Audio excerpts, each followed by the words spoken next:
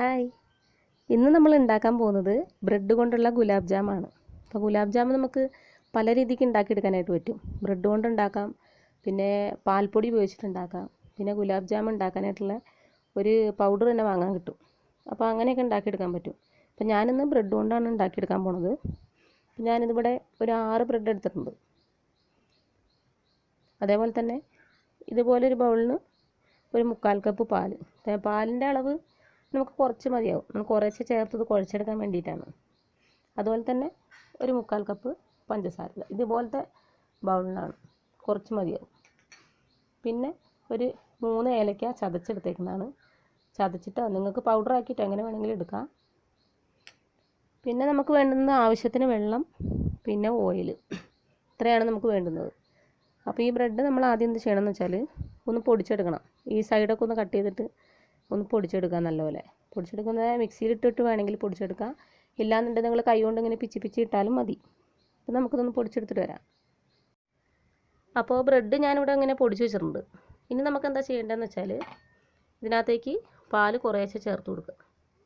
പിന്നെ സ്പൂൺ കണക്കിന് ഒഴിച്ചു കൊടുത്തിട്ട് ആദ്യം ഒരു 3 ടീസ്പൂണൊക്കെ ഒഴിച്ചു കൊടുക്കുക. അതിന് ശേഷം അത് കുഴച്ചെടുക്കുക. കുഴച്ചെടുക്കുമ്പോൾ നമുക്കിതിൻ്റെ പാകം അറിയാനായിട്ട് പറ്റും. ഇത് മൊത്തത്തിൽ ഒന്ന് കുഴഞ്ഞിട്ട് നമ്മൾ ഇങ്ങനെ ഉരുട്ടിയെടുക്കാനുള്ളതാണ്. അപ്പോൾ ആ ഒരു പാകത്തിന് നിങ്ങൾ കുറേശ്ശെ പാൽ ചേർത്ത് കൊടുക്കുക. നമ്മൾ എടുത്തത്രയും പാൽ വേണ്ട ശരിക്കും. അപ്പോൾ ഞാനിതിൻ്റെ ഒരു അളവിന് എടുത്തതാണ്. കുഴച്ചിട്ട് കുറച്ചുകൂടെ പാൽ ചേർത്ത് കൊടുക്കുക.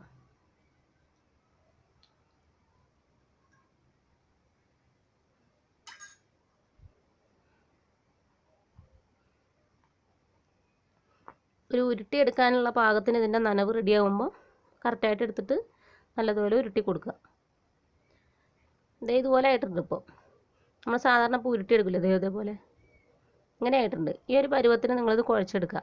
അതിനുശേഷം നമ്മൾ ചെറിയ ചെറിയ ഉരുളകളാക്കിയിട്ട് കൈവെള്ളയിൽ വെച്ചിട്ട് നല്ലതുപോലെ ഉരുട്ടിയെടുക്കുക.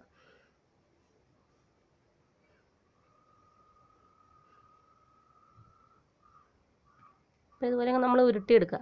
ഈ ഉരുട്ടുന്ന സമയത്തുണ്ടല്ലോ നിങ്ങൾക്ക് ഇതിനകത്തോട്ട് കിസ്മിസോ ക്യാഷ്നട്ടോ അങ്ങനത്തെയൊക്കെ ചേർത്ത് കൊടുക്കാം, ഒരു ടേസ്റ്റിന് വേണ്ടിയിട്ട്. അപ്പോൾ ഞാൻ അങ്ങനത്തെ ചേർക്കുന്നില്ല. ഞാനിത് ജസ്റ്റ് എല്ലാം ഒന്ന് ബൗളുകളാക്കി എടുക്കട്ടെ. അപ്പോൾ ഞാനിതുപോലെ ഇത് ഉരുട്ടി വെച്ചിട്ടുണ്ട്. അപ്പോൾ എനിക്കൊരു 3, 6, 9 ഉരുള കിട്ടിയിട്ടുണ്ട്. ഞാൻ 6 ബ്രെഡാണ് എടുത്തേക്കുന്നത്. ഇതുപോലെ നമ്മൾ ഉരുട്ടി ഷേപ്പാക്കി എടുക്കുക. അടുത്തായിട്ട് നമ്മൾ എന്താ ചെയ്യേണ്ടതെന്ന് വെച്ചാൽ ഒരു പാത്രം എടുക്കുക ഇതുപോലെ. അതിനുശേഷം നമ്മൾ എടുത്ത് വെച്ചിരിക്കുന്ന പഞ്ചസാര ഇതിനകത്തോട്ട് ചേർത്ത് കൊടുക്കുക.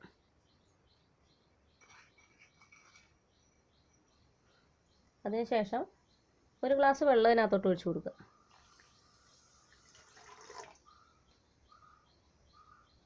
പഞ്ചസാര ഇട്ട് കൊടുത്തിട്ട് നമ്മൾ നല്ലപോലെ ഇളക്കുക. അതിനുശേഷം സ്റ്റൗവിൽ വെച്ചിട്ട് ഇതിനെ നല്ലൊരു ഇളക്കി കൊടുത്ത് നല്ല ലായനിയാക്കി എടുക്കുക. പഞ്ചസാര ലായനി തിളപ്പിച്ചെടുക്കണം നല്ലതുപോലെ. നമുക്കത് ചെയ്യാം. അപ്പോൾ ഞാനിവിടെ ഒരു ചട്ടിയിലോട്ട് എണ്ണ ഒഴിച്ച് വെച്ചിട്ടുണ്ട് ചൂടാവാനായിട്ട്. അപ്പോൾ എണ്ണ നല്ലോണം ചൂടായിട്ടുണ്ട്. ഇതിലേക്ക് നമ്മൾ എടുത്ത് വെച്ച് നമ്മൾ ബോളാക്കി വെച്ചിട്ടില്ലേ ബ്രെഡിൻ്റെ, അത് നമുക്ക് ഓരോന്നായിട്ട് ചേർത്ത് കൊടുക്കാം. അപ്പോൾ ഈ സമയം കൊണ്ട് നമ്മൾ പഞ്ചസാര ലായനി അപ്പുറത്തെ അടുപ്പിലോട്ട് വെച്ചിട്ടുണ്ട്. അത് ഇടയ്ക്കിടയ്ക്കൊന്ന് ഇളക്കി കൊടുക്കുക. ഇത് നമുക്ക് ആദ്യം ചേർത്ത് കൊടുക്കാം.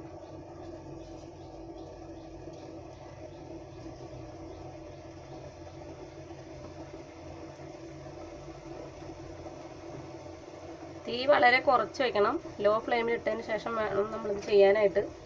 ഇല്ലാന്നുണ്ടെങ്കിൽ പെട്ടെന്ന് കരിഞ്ഞു പോകും. ഒരുപാട് അങ്ങോട്ട് കളറ് മാറാൻ വേണ്ടി നിൽക്കരുത്. ഒരു ഓറഞ്ചും ബ്രൗണും കൂടി മിക്സ് ആയിട്ടുള്ളൊരു കളർ വരും. ആ ഒരു സമയത്ത് നമുക്ക് ഇതിങ്ങനെ എടുക്കാം. അപ്പോൾ ഇടയ്ക്കിടയ്ക്ക് ഇതിങ്ങനെ ഇളക്കി കൊടുത്തുകൊണ്ടിരിക്കുക. അപ്പോൾ തിരിച്ചും മറിഞ്ഞ് നല്ലോണം വെന്ത് കിട്ടും.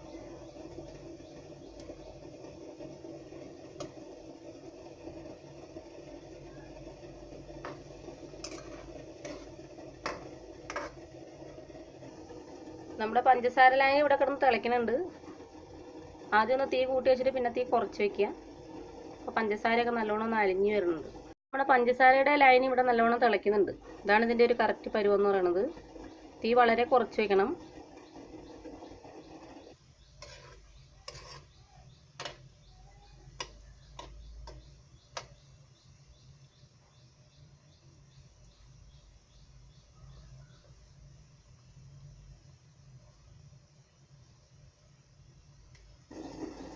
ഈ പഞ്ചസാര ലായനിയിലോട്ട് നമുക്ക് എന്ത് ചെയ്യാം, നമ്മുടെ ഏലക്ക പൊടിച്ചത് ചേർത്ത് കൊടുക്കാം. അതവിടെ കിടന്ന് തിളക്കട്ടെ. ഇപ്പോൾ കണ്ട കളർ മാറി വരുന്നുണ്ട്, ഇതുപോലെ ആയി വരുന്നുണ്ട്.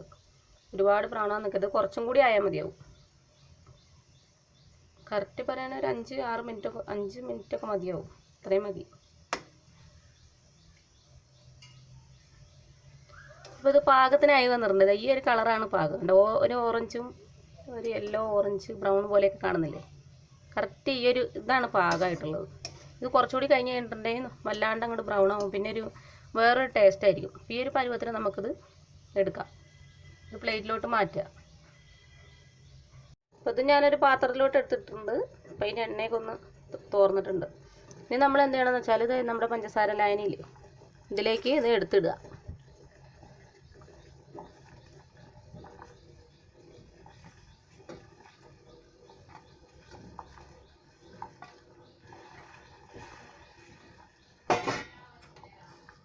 അതിനുശേഷം ഒന്ന് ഇളക്കി കൊടുക്കുക.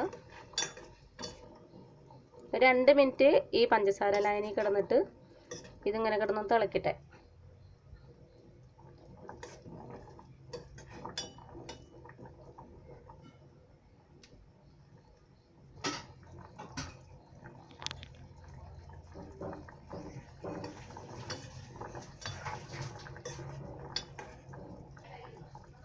ഇതിപ്പോൾ 2 മിനിറ്റ് ആയിട്ടുണ്ട്. ഇനി നമ്മൾ എന്ത് ചെയ്യണമെന്ന് വെച്ചാൽ, സ്റ്റവ് ഓഫ് ചെയ്തതിന് ശേഷം ഒരു 10 മിനിറ്റ് ഈ ലായനിയിൽ തന്നെ ഇതിട്ട് വയ്ക്കുക. അതിന് ശേഷം നമുക്കിത് എടുത്തിട്ട് ഒരു പ്ലേറ്റിലോട്ട് മാറ്റാം. അപ്പോൾ ഞാനിത് ഇട്ട് വെച്ചിട്ട് ഒരു 10 മിനിറ്റ് ആയിട്ടുണ്ട്. ഇനി നമുക്കിത് എടുത്തിട്ട് പ്ലേറ്റിലോട്ട് മാറ്റാം. അപ്പോൾ ഞാനിതൊരു പ്ലേറ്റിലോട്ട് മാറ്റിയിട്ടുണ്ട്. അപ്പോൾ നമ്മുടെ ഗുലാബ് ജാമുൻ, ബ്രെഡ് കൊണ്ടുള്ള ഗുലാബ് ജാമുൻ ഇവിടെ റെഡി ആയിട്ടുണ്ട്. കുട്ടികൾക്കൊക്കെ വളരെ ഇഷ്ടമാവും. അപ്പോൾ തീർച്ചയായിട്ടും നിങ്ങളത് എല്ലാവരും ഇത് ഉണ്ടാക്കി നോക്കണം. അതുപോലെ തന്നെ എൻ്റെ ചാനൽ സബ്സ്ക്രൈബ് ചെയ്യാനായിട്ട് മറക്കരുത്.